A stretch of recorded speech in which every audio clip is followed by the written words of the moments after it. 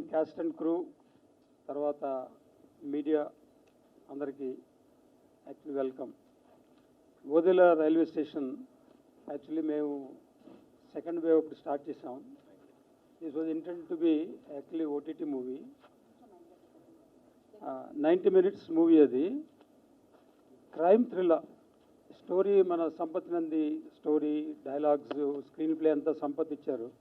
So from ఏమైంది వీళ్ళ కాడి నుంచి మా ఇద్దరికి పరిచయము, తర్వాత అసోసియేషన్ అన్నమాట. ఏమైంది వీళ్ళ, బెంగాల్ టైగర్, అలాగే ఇప్పుడు ఓదెల రైల్వే స్టేషన్. దీని టెక్నీషియన్స్ చూస్తే సౌందరరాజన్ ఆయన డిఓపికి చేశారు మన సినిమా బెంగాల్ టైగర్. గౌతమ్ నంద, సిటీ మారి సినిమాలు చేసిన ఆయన. మ్యూజిక్ అనూప్ రూబెన్స్. యాక్చువల్లీ అనూప్ రూబెన్స్ ఇవాళ కొంచెం కమిట్మెంట్ ఉండి చెన్నై లేకపోతే వచ్చి ఉండేవారు. సో ఇలాంటి హైలీ ప్రొఫెషనల్ టెక్నీషియన్స్ తోటి, తర్వాత ఆర్టిస్టులకు వచ్చేప్పటికి వశిష్ఠ అండ్ సింహ అంటారు ఆయన్ని. సో కన్నడ నుంచి తెలుగులో మనం ఇంట్రడ్యూస్ చేయడానికి మేము ఆయన్ని రిక్వెస్ట్ చేస్తే యాక్చువల్లీ వాజ్ చాలా ఆయన అగ్రీ అయ్యారు. Important role actually. It was something like out of the board role అన్నమాట అది. తర్వాత హేబా పటేల్, ఆమె 21F ఇలాంటి వాటిలో చేసి ఇలాంటి రోల్ చేయాలంటే ధైర్యం ఉండాలి, నిజంగా కన్విక్షన్ ఉండాలి. ఈ సినిమాకి నేను ఈ రోల్ చేస్తున్నానంటే it is going to be a good, నాకు పర్ఫార్మెన్స్కి ఒక ఆపర్చునిటీ వచ్చిందని తను ఒప్పుకుని, ఎలాంటి దాంట్లో మేకప్ లేదు, ఏమి లేదు, చాలా కష్టపడింది. Actually I really appreciate. ఆమె ఈ రోల్ గురించి ఎంత కష్టపడిందంటే చాలా కష్టపడింది. పరిగెత్తుతుండేది, బురదలో పడింది, నూతిలో పడింది, all sorts of things. So really I appreciate for the actually her ఆమె డిటర్మినేషన్ అన్నమాట. ఈ సినిమా కంటెంట్ బాగుంది, నేను గ్లామర్ అక్కర్లేదు, పెర్ఫార్మెన్స్ ఇంపార్టెంట్, పెర్ఫార్మెన్స్ కూడా నాలో చూపిస్తాకి ఈ సినిమా ఆపర్చునిటీ వచ్చింది తను చేసింది. అలాగే సాయి రోనక్, పూజిత పొన్నాడ, మిగతా వాళ్ళంతా మేము ఆల్మోస్ట్ ఒక 45-50 డేస్లో సినిమా కంప్లీట్ చేసాము.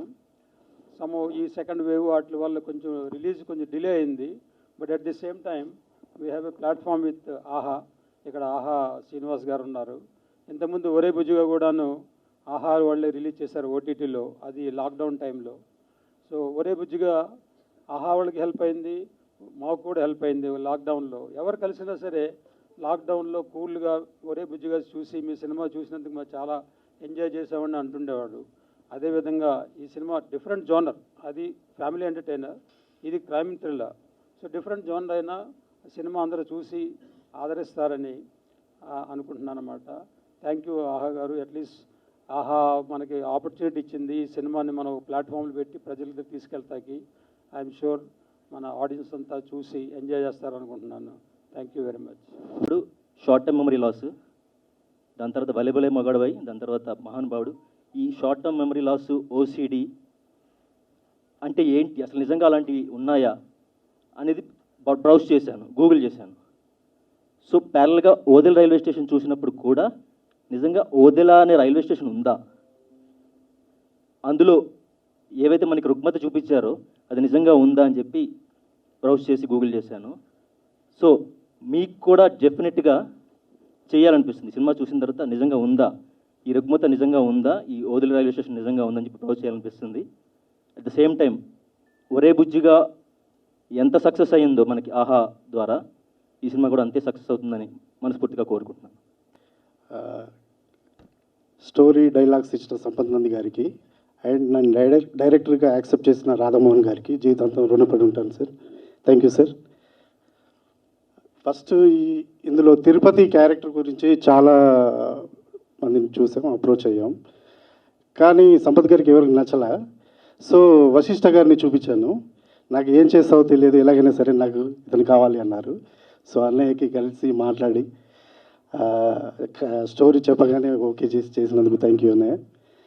అండ్ హెబ్బా గారు, డెఫినెట్గా హెబ్బా గారికి ఈ మూవీ హబ్బా అనిపించేలా ఉంటుంది, అంత బాగా చేసింది. అలాగే సాయి రోనక్ గారు, అలాగే పూజిత గారు. సో టీం అందరికి కూడా ఈ మూవీకి పనిచేసిన టీం అందరికి కూడా థ్యాంక్స్ చెప్తున్నాను. థ్యాంక్ యూ అండి. వచ్చిన వాళ్ళ అందరిలాగే నా గురించి కూడా ఈరోజు ఒక సెట్ ఆఫ్ ఆడియన్స్కి తెలుస్తుంది అంటే just because of press and everything. Every time ఓ న్యూస్ పేపర్ ఆర్టికల్ వచ్చినా టీవీలో వచ్చినా every one tells me Ronak ఈరోజు వి సా యూ అని. Thank you so much for that. Odela railway స్టేషన్లో యూజువల్గా నాది ఇంతకుముందు ప్రెషర్ కుక్కర్ ఇట్లాంటి సినిమా చూసుకుంటే రొమాంటిక్గా క్యూట్ స్టోరీస్ ఇట్లాంటివి వచ్చేవి. నన్ను ఫస్ట్ టైం పిలిచి ఒక కాప్ లాగా యాక్ట్ చేయమన్నప్పుడు చాలా టెన్షన్ పడ్డా, వీళ్ళకి నా లోపల ఇంత సీరియస్ కాప్ ఎట్లా కనిపించాడు అని. బట్ యాజ్ అన్ యాక్టర్ మనకు ఆకలి ఉంటుంది కాబట్టి ఐ ఫెల్ట్ దట్ నేను జస్టిఫై చేయాలి, ఎట్లయినా నన్ను ప్రూవ్ చేసుకోవాలి ఇట్లా వచ్చిన ఆపర్చునిటీ అని చెప్పి I try to give my best what ever 22 డేస్లో. సో నన్ను ఆ క్యారెక్టర్ కోసం నమ్మిన డైరెక్టర్ గారికి చాలా చాలా థ్యాంక్స్. ఈ సినిమా వచ్చి చాలా రియలిస్టిక్ సిచ్యువేషన్స్లో రియలిస్టిక్ ప్లేసెస్లో షూట్ చేస్తున్నాం. Shoot was really tough. Odela అక్కడికి వెళ్ళినప్పుడు అయితే ఓవర్ నైట్ కాల్ షూట్ చేసినాం. కానీ ఒక ఇండస్ట్రీలో కష్టమైన పని ఇష్టంగా చేస్తే బాగుంటుంది అని నేను చాలాసార్లు విన్నా. బట్ ఈ సినిమా చేస్తున్నప్పుడు I realize that I really love the process of shooting this movie. చాలా రియలిస్టిక్గా చేశాను. అండ్ ఈ క్యారెక్టర్ కష్టం అంటే మెయిన్గా Heba Patel character was really tough. I have seen her doing like crazy stuff in the movie. చాలా కష్టపడి చేసింది. ఆ మడ్డలో క్లైమాక్స్ ఎపిసోడ్ అంతా చాలా రా అండ్ రగ్డ్ ఉంటుంది. She carried it really well. వశిష్ఠాన నాకు అంటే ఇండస్ట్రీలో కాకపోయినా కానీ if I see someone as a brother figure, he is that one. నాకు ఈ cinema through I got a brother that way. And his performance was next level. అంటే రేపు సినిమా వచ్చినాక మీరే చూస్తారు. ఆహా వచ్చి నాలాంటి యాక్టర్స్ చాలా వెయిట్ చేస్తూ ఉంటారు. రోనక్ వి కన్సిడరింగ్ యూ ఫర్ ఆహా వెబ్ సిరీస్ అన్నా లేకపోతే ఆహాలో ఒక వెబ్ మూవీ కోసం నేను అనుకుంటున్నారు అని చెప్పగానే as an actor you wait for it, you strive for it. So అట్లాంటి ఒక తెలుగు ఆడియన్స్కి అంత దగ్గరైన ఆహా ప్లాట్ఫామ్లో ఈ సినిమా రిలీజ్ అవ్వడం చాలా మంచి విషయం. And I'm looking forward to it. Thank you so much. Good evening, everyone. See, నాకు తెలుగు వస్తుంది, but I don't have the confidence yet. So at some movie press meet in the future, I'll talk in Telugu, but today I'll stick to English. నేను పట్టుకోమంటారా? అది ఒకటి ఏమైనా disturb Thank you. చేసినట్టుంది. Okay. So when I did a cameo in Ore Bujiga, Radhamohan sir had promised me that I will make a film with you. And I thought it was one of those many empty promises people make. But it turned out during the lockdown, Radha Mohan sir called me and said, I have a film for you. I was very pleasantly surprised because it was the first time someone had actually lived up to their promise.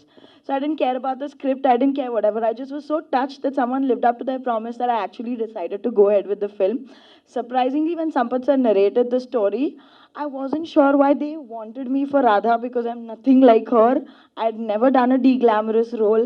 I'd never done such a challenging role. So I asked Sampath sir, are you sure you want me for this? Because I don't think I can pull it off.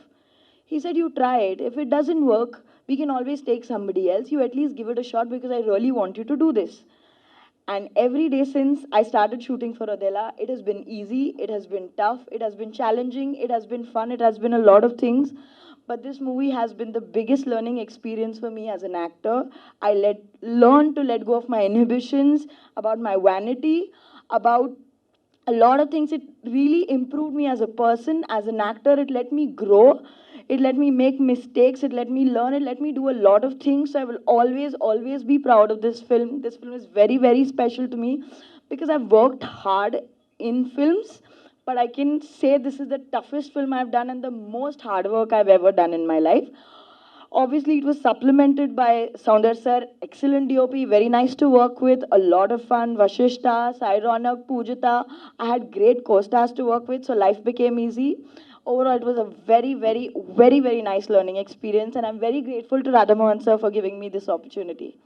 Railway station this cinema, ఈ cinema అంటే నాకు చాలా చాలా చాలా ఇష్టం.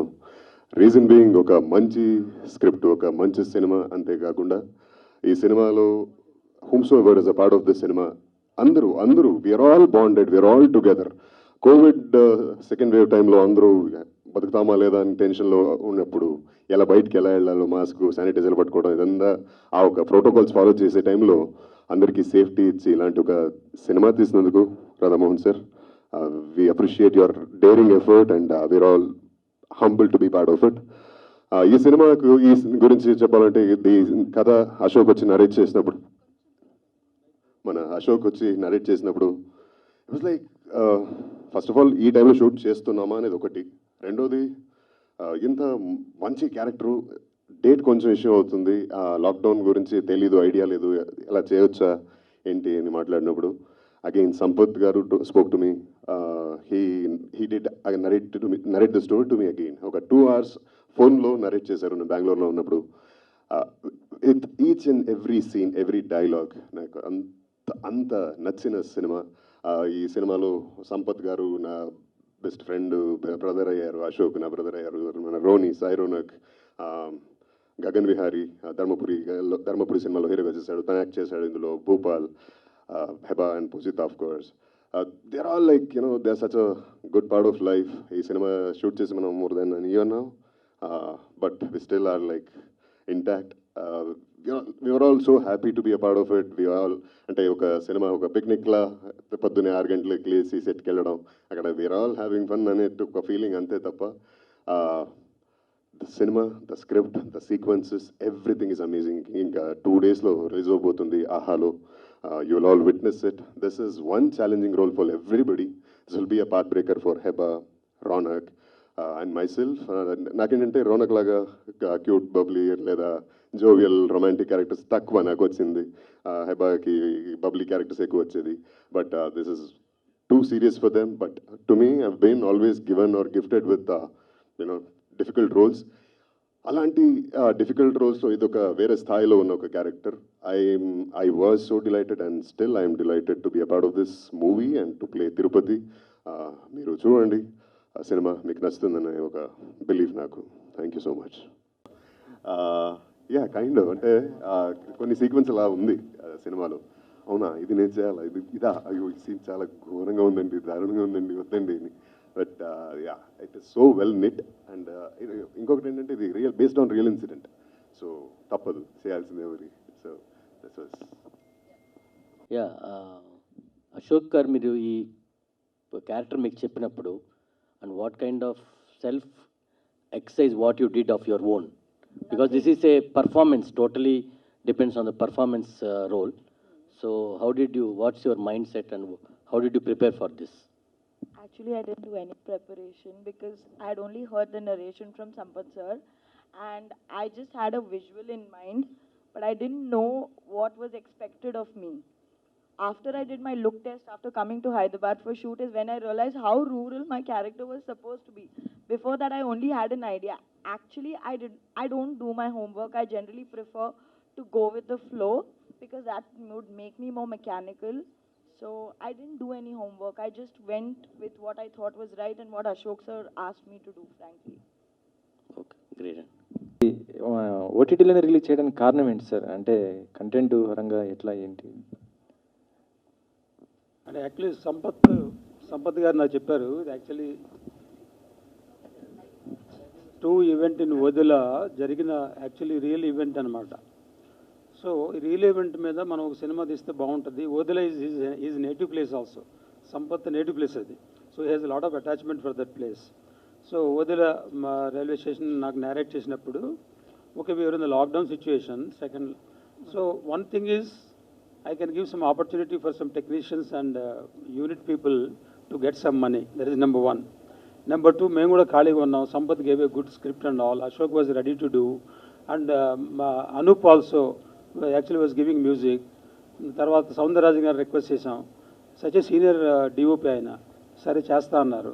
So actually very tough కండిషన్స్లో without any hiccup 1 day కూడా మాకు షూటింగ్ పోస్ట్పోన్ అవ్వలేదు, క్యాన్సిల్ అవ్వలేదు.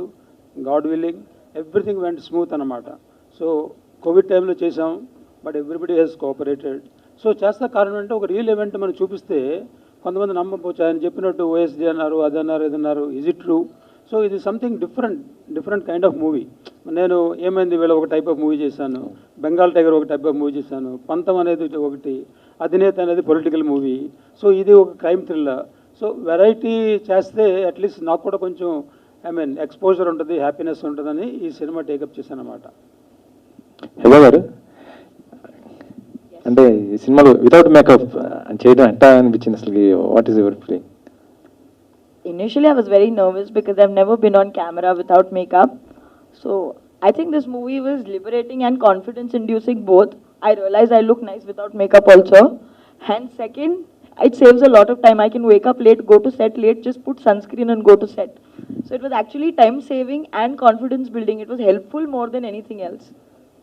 అంటే ఈ గతంలో చేసిన మూవీస్కి ఈ మూవీ క్యారెక్టర్స్ వరకు చూసుకుంటే ఎట్లా అనిపించింది మీకు It's the అసలు? complete opposite of whatever I've done so far. I am not bubbly, I am not chirpy, I am not happy also in this film. It's, I wouldn't say dark, like I wouldn't say depressing, but it's a very dark character that I play. The girl is going through a lot in her life and she's in a very bad and negative place in her life. She's not happy. So it's the complete opposite of whatever I've done.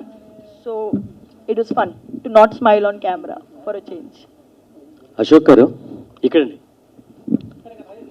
ఇక్కడ left మూవీలో how much is fictional and how much reality ఉందండి based on the true incident and ఎప్పుడు జరిగింది ఇది? ఇది 2002లో జరిగిందండి ఇది. Okay. So అప్పుడు కొద్దిగా లేట్గా తెలిసింది సంపత్ గారికి ఈ విషయం. తెలిసి ఇమీడియట్గా ఏంటంటే లాక్డౌన్ టైంలో అది గుర్తుకొచ్చి లైన్ చేసి చెప్పారు, ఇది ఇమీడియట్గా చేద్దామని చెప్పాను నేను. అప్పుడు కాస్టింగ్ అనుకున్నప్పుడు వశిష్ఠ గారు పర్ఫెక్ట్, కానీ రాధా క్యారెక్టర్కి హెబ్బా గారిని చెప్పినప్పుడు ఆమె లవ్ స్టోరీస్ ఇవన్నీ చేసింది కదా, బట్ ఇది ఎలా ఉంటుంది అనుకున్నాం. కానీ చేసిన తర్వాత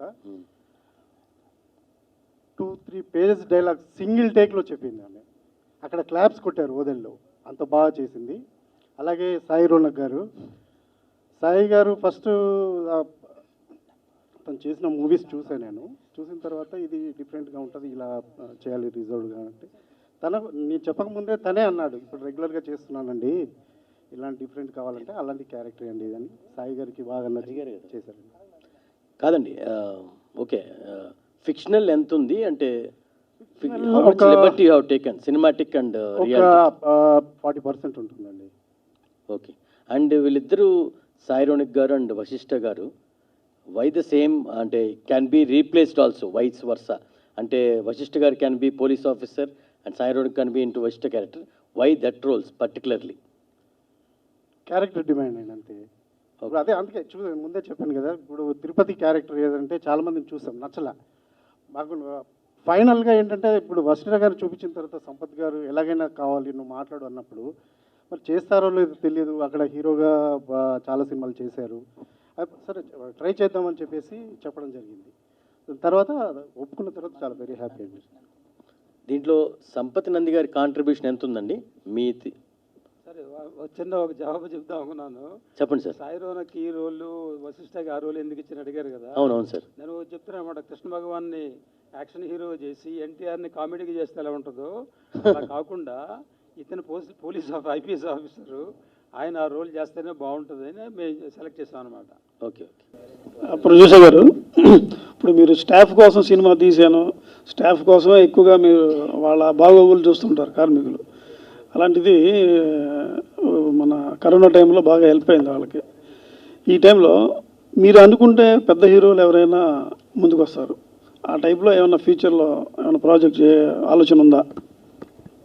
అంటే ఫ్యూచర్లోనా కరోనా టైంలో అంటున్నారు మీరు? ఫ్యూచర్లో నేను యాక్చువల్లీ ఇప్పుడు క్రేజీ ఫెయిల్ అని ఒక సినిమా చేశాను నేను. ఓకే.